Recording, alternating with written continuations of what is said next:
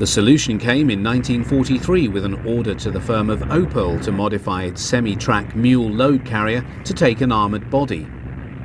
The half-track armoured lorry produced by Opel in response to the Army requirement employed the chassis of the company's basic Multier vehicle, to which they added an armoured body.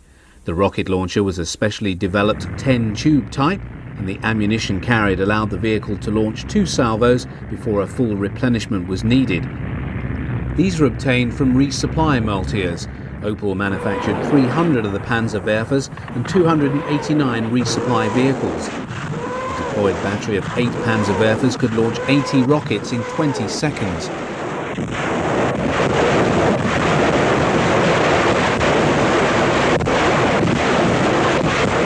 Although most film of Panzerwerfer batteries in action show them in Russia, they were employed on all fronts. Many vehicles were attached and detached from Panzerwerfer brigades as need arose.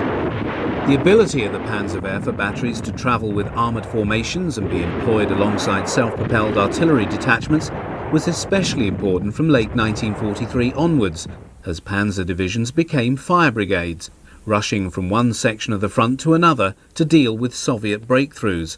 Their ability to be on hand to bring down a rapid and devastating barrage on the enemy prior to a counterattack was a most highly valued military asset.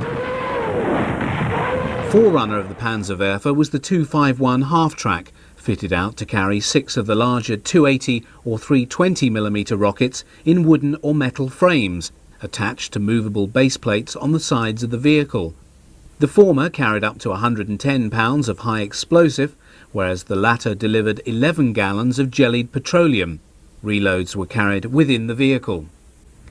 In operation they functioned much as Panzerwerfers, excepting for the less effective method of firing and lower number of rockets launched.